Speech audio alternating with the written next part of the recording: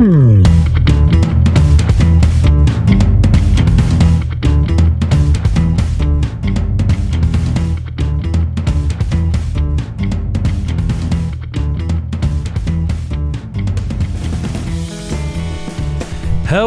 everyone, and welcome to Season 1, Episode 6 of the Manly Hanley Podcast. This is the podcast with no limits on what we'll cover, unless it's something totally psychotic or not worth covering. I'm your host, Randy, and with me, I have my co-host, Christa. So just have a snack, sit back, and relax. This episode was recorded on Saturday, April 20th, 2019. So let's go with the announcements. We have an awesome giveaway. Jabra has worked with us to give away an awesome pair of earbuds. These are not just any earbuds, though. They are the Elite 65T earbuds, and they're pretty awesome. We know some people that have them, and they really like them. They retail at $169.99, and they will go out to a lucky winner that will be chosen 12 a.m. Eastern Standard Time on April 28th. How do I enter? How do you enter? Well, you can just go to the website, or, I'll have some links in the show description, but you can go to randyhanley.com.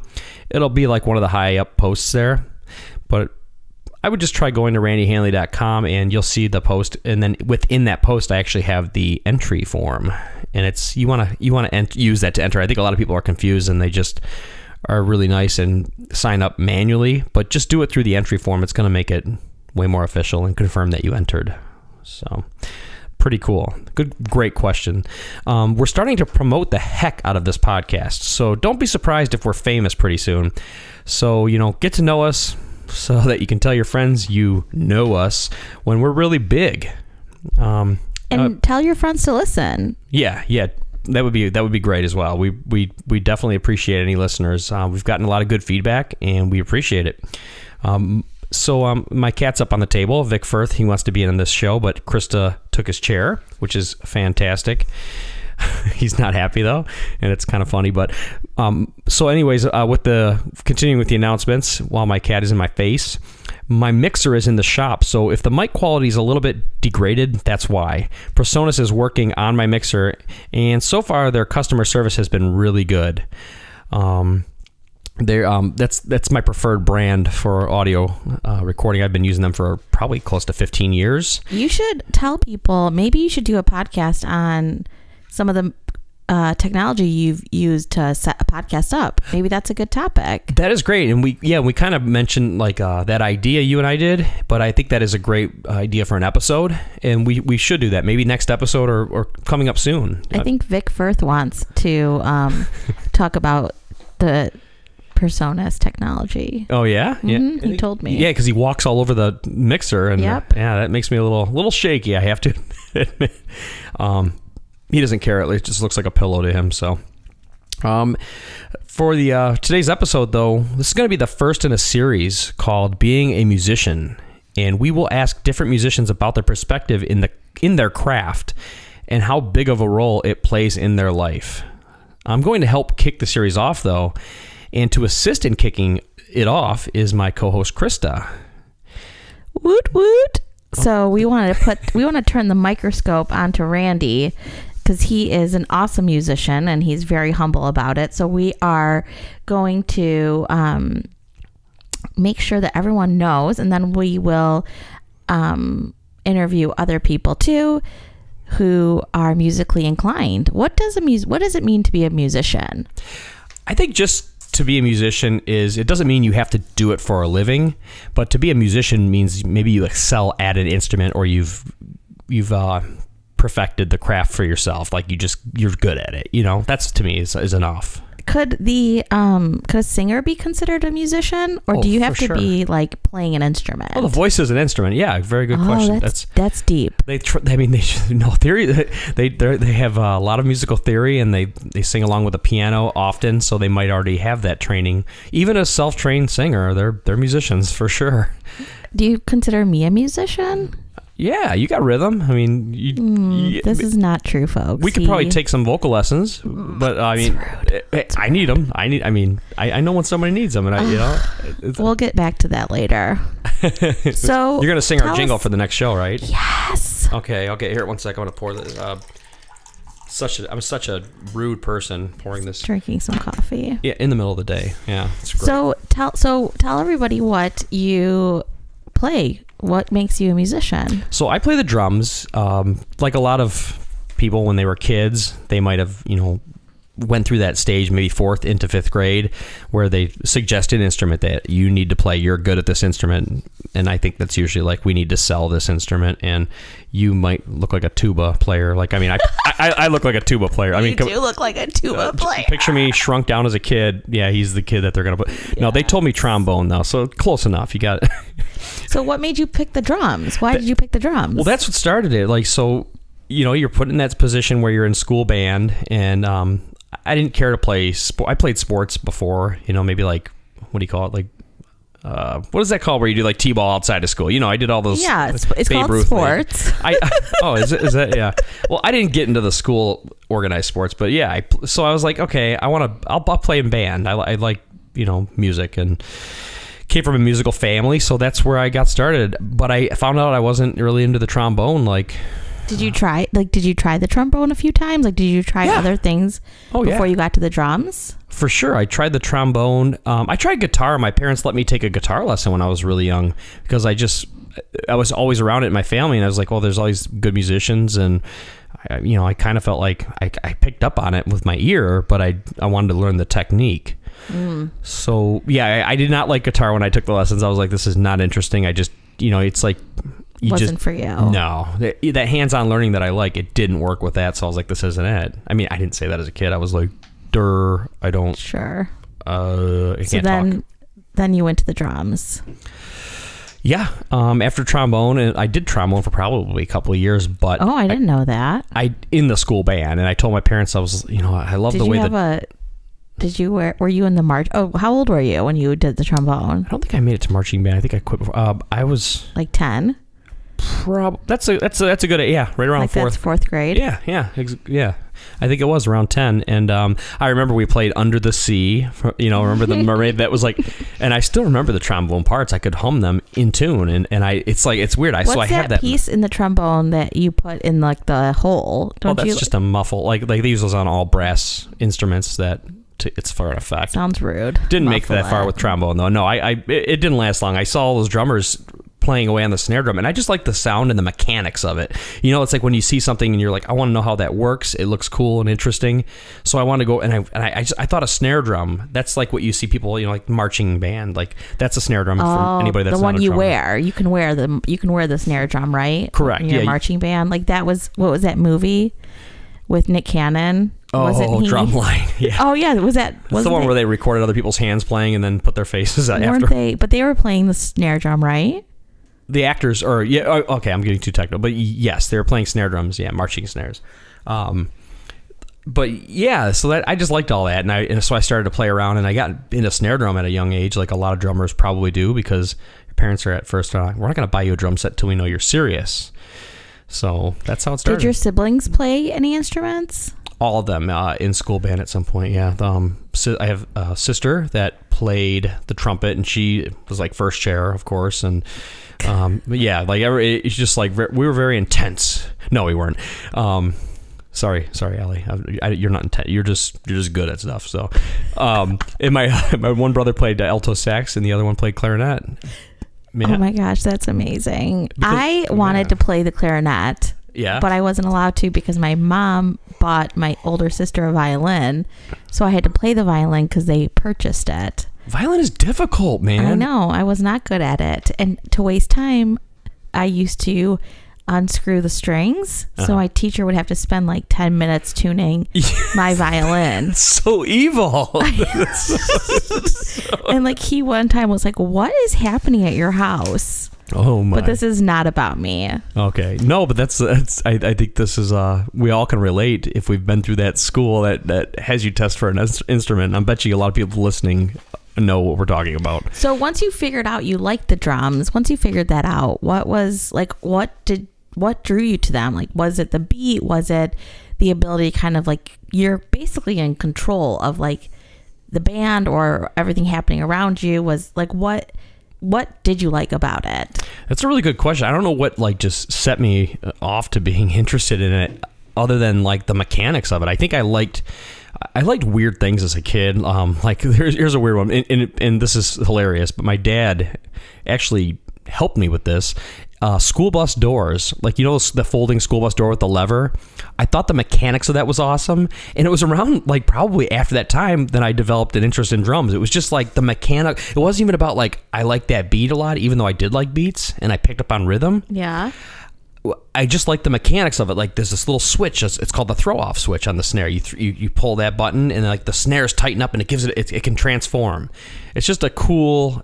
I mean, it's an amazing invention. The snare drum. It's just That's interesting. Yeah, I was into the mechanics of it. I remember thinking that. Well, and I'm assuming. I mean, I don't know a lot about your drum setup, but it looks real complicated. So I'm assuming there's mechanics to each piece, right? It's not just a snare drum. It's like you can hit the cymbal in different places to make different sounds. So there's like mechanics and technique to each element. Exactly. You can go on YouTube and I wish that was around when I was a child. I would know way more than I do now, even, because every time I turn on a video that's, you know, a drum video, I learn something new from maybe one of those techniques that you're talking about, like how somebody hits the cymbal differently with a different angle, or just there's so many different. And we could get into drum lessons, which I taught drum lessons for 12 years. I taught different angles to hit the cymbals, and if you're going to play it with mallets like yarn or whatever. What do you mean yarn? What's that mean? Well, like, just there's some mallets that you can do a roll on a cymbal where you don't hear the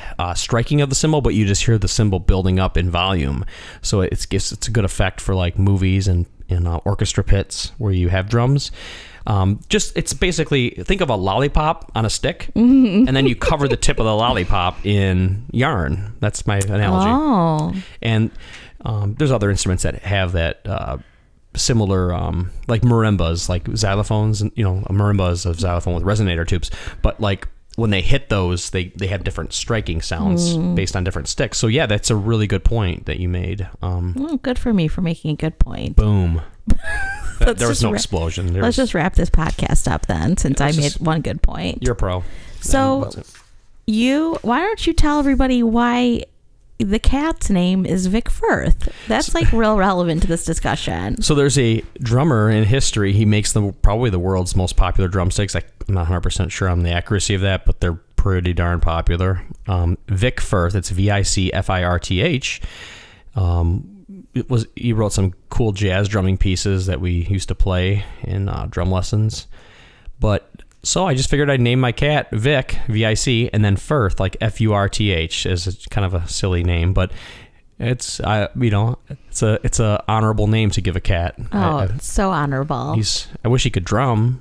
I mean, he could drum by like just smacking things with his paw. If we could teach Vic to drum, we could enter him on America's Got Talent, because there was a chicken that played the piano, and I realized that my life was unvaluable because this chicken played the piano and was like on TV, and I have no talent.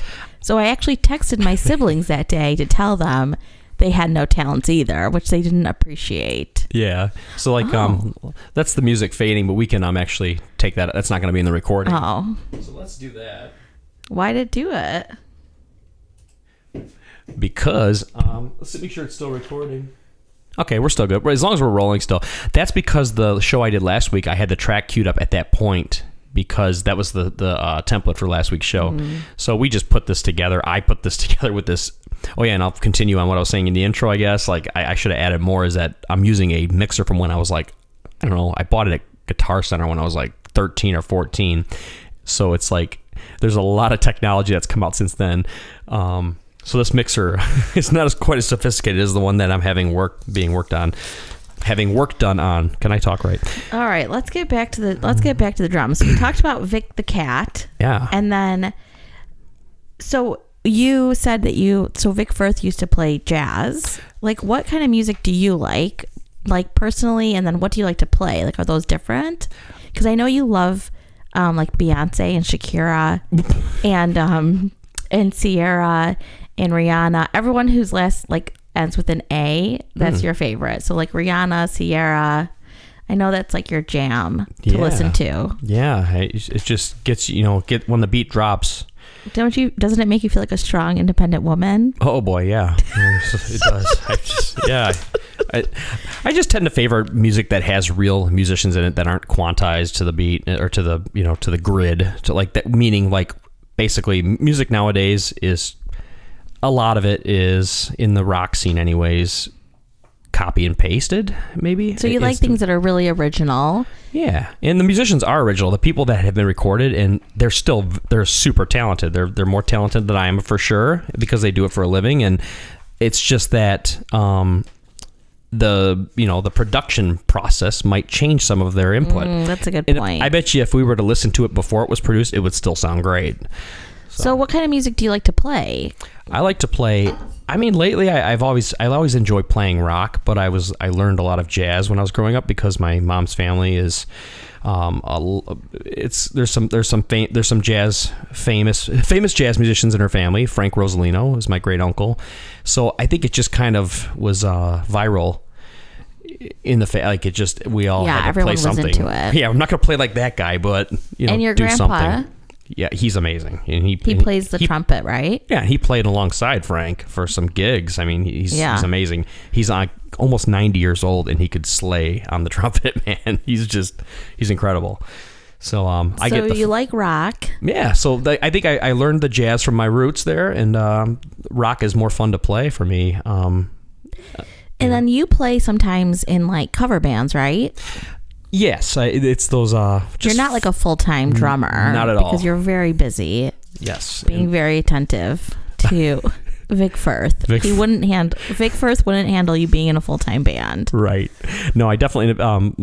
All my friends that I've jammed with over the years, I say jam. We play, collaborate on music That's together. That's what the cool kids say, guys. They say jam. I've said that since I was a kid. I'm just gonna date myself, not even realizing it nowadays. But he's old. Oh come on. Okay. Yes, a little bit. So you play in cover bands? Yeah. But like very random gigs, and it's a lot of fun. It's kind of like I used to do it a lot more, and now that we're adults, it's hard to play as much as we used to. Like going out every weekend. It's not necessarily, we got a lot of stuff to do. We got weddings coming up. We got all this stuff. And you play. I wish you could play at like 2 p.m. That would make my life easier for going to see you play, because then I could be in bed by 7:30. Well, all the guys in bands, we often want to play earlier, but the bar scene is just kind of favors 10 p.m. to 2 a.m., which, I mean, that's nothing. Chicago people, they're out till 4 partying. I know. That's why we don't live in Chicago. Yeah, we left for that reason. No, we never went to Chicago. So you don't mind playing some like pop hits? Because you guys play like Bruno Mars and Maroon 5, and you guys play like some trendy songs. You don't mind, even though that's not like necessarily your style of music. Exactly. Yeah, it's like, okay, so those songs could be recorded in the studio, and I'm not saying every song is, but they could have been recorded to the, locked down to the grid, like basically computerized. But the fact that we're playing them live just kind of unwinds that, like rewinds that back to being a natural. We're playing it in a natural setting. That's what's so cool. It's like I appreciate that. So I know us doing that is going to make the cat's up on the table again. Is going to other people that appreciate that will come to see us. So we're sharing an interest, because I love supporting local bands, because that's a scene I wish would just, it needs to stay alive, in my opinion. I think it's just healthy to see other talent. For sure. Right. And you appreciate it. That's so cool. You and I, when we first met, we were going to shows already. Yeah. I was just doing that to impress you. Yeah. I wasn't super into it. I was impressed. I mean, no, good. It worked. We've seen some Lindsay Lou and the Flat Bellies. Mark Lavengood. I'm name dropping here because these are some incredible musicians, and the Sweetwater Warblers, of course. Yeah. And your cousin Ronnie. Ronnie's like the most amazing. Like Ronnie's one of those guys that he can sit down on a drum set and start jamming, and I was like, oh, you play drums too, you know what I mean? And it's like, okay, yeah, maybe I couldn't just go back to trombone and play another instrument. So do you ever, like, sometimes when I see you play, you're playing a song that you've played for like the 900th time. Mm-hmm. Do you ever like just zone out because you've played it, and like it's like the muscle memory, like your muscles are just moving? Like, do you ever just like think like, oh, what am I going to eat for lunch tomorrow? I may do that in my head. I can't lie. Like that happens to all musicians. I would think. I can't speak for everybody, but I know a lot of people can get bored with a song. But if you're doing a professional setting, you have to bring out the energy to fulfill your job. I can't be like wait staff. I don't know how they do it, right? So if you're in a restaurant and you have a waitress, it's just like, I've done this before. I'm going to bring you your plate again. You know what I mean? It's that's fair. You're there to entertain people, so you can't be like looking bored. It's not about me. Yeah, they don't know that I played it 1,000 times. I mean, even though some people might know we've played Freebird 1,000 times. You're playing it as if you're playing it for the first time ever. Yeah, and I got to respect the guys that do it way more often than I do, which is a lot of guys, that I'm friends with even on the internet.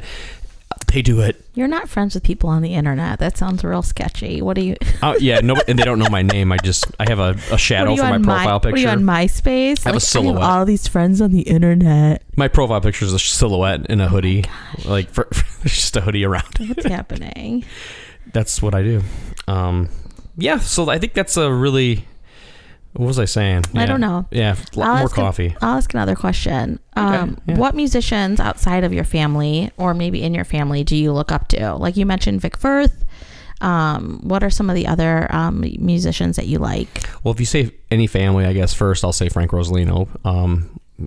I wish I could have met him. He left us before I was born, so... That's cool. I mean, that's cool that I have him in my family and in my blood, but it's just sad that I never got to meet him. But I would say we're going to go towards drummers because that's what I am most interested in. Vinny Colaiuta, of course, Jeff Porcaro. These guys I'm naming are drummers that they can play any type of music very well. You know what I mean? It's not like they're just a jazz drummer or they're just a rock drummer. These are phenomenal drummers. Marco Miniman, these drummers, like they play Vinny Colaiuta, for instance. He's played hundreds of albums, I think, and you wouldn't know it's him. You'll just look it up. You'll be like, oh, he's the guy that did the drums on this album. And they don't sound computerized. Maybe he requested they didn't computerize him. But that human element is important for those types of people I've heard, because I know how they sound. I'll know if they've been computerized. So if I hear them nowadays, I could be like, that sounds like Vinny. You know what I mean? That's your identity. Oh, wow. So it's funny that you can tell oh, that's how this person plays and that's how that person plays. 100%. Yes. Wow. Guitar players are even they're really good at it. Like if you like guitar players can be like, oh, that sounds like this guitar and this amp and this, like they can hear that stuff. That's crazy. I can't hear that very well, but yeah. Would you ever want to play another instrument? I always, one thing I wish I had done, and I always say this, I've been saying it, so I must not really want to learn it, but I kind of wish I had learned guitar. Because then I could make my own songs. What I'm hearing in my mind, I can hear songs and I have a good ear, but I wish I had learned another instrument, even piano, which I recommend to most people. I could play the piano. That would be your most beneficial instrument to learn because you can go places from the piano. Like when I taught drums, I don't want to go anywhere. I just want to play the piano. Well, it's technically a percussion instrument, so you could be a drummer too if you're a piano player. Well, all the students, any one of that I've had in the 12 years I taught, that played piano or started on it could sight read better than the average student. That's how it is. Oh, do you know how to sight read? Yes. I mean, I learned it from learning from, having great drum teachers. And, but some people are just natural at it. I think I learned sight reading, but the looking ahead ability is important in sight reading for me. When you look ahead as you're playing something and you can kind of like store it in your mind while you're looking ahead, that helps you to be a better sight reader. Oh, it sounds tricky. It's just like you might do in a book. You might be glancing about how far away the end of the page is. Or, oh, yeah. You love to know what's next. It's right up your alley. Yeah, for sure. It's perfect. So, that's... I think those are all my questions. Those are all your questions? Well, I think those are really nice questions. And I think this is the format we can follow because you and I talked about it. We'll have to interview some other musicians. It'll be a lot of fun. We'll get different answers and maybe some cool stories. Because we need people who have stories like, oh, we did cocaine And do people do cocaine? Is that still a thing? Yes. Not me. No, I said that. I know I said that very certainly. Yes. Yes. Of course people do cocaine. It's a beautiful thing. Stop. I'm just joking. But we'll have to find cooler people. We could spend we want to leave, limit the length of this episode because we could talk for 2 hours about all these stories that I've shared with Christa, and there's a lot of stories, but, we'll leave that for another episode. Yeah, why don't we mention that cool giveaway again? Because those headphones or the earbuds look very cool and I can't take them. So somebody should win them. Yeah, friendly reminder, about that giveaway is to enter and win, enter to win the giveaway while visiting randyhanley.com. And just go to the website. You'll see it there. It's one of the latest posts as of the time you're listening to this. Now, if you're listening to this podcast after the 28th, the giveaway's already over with. But we're talking as if it's. But stay tuned because there will be more giveaways. So yes, keep coming back. Thanks to Jabra for working with me on this. It's really cool. And thanks, Christa, for helping me organize some of this stuff. This is really helpful. This is a big one. I mean, the first giveaway we gave away $50 Amazon gift card. Yeah, that was huge. That was awesome. The person was she was really happy. She's actually from Michigan too, and congrats to our winner in Bay City, Michigan.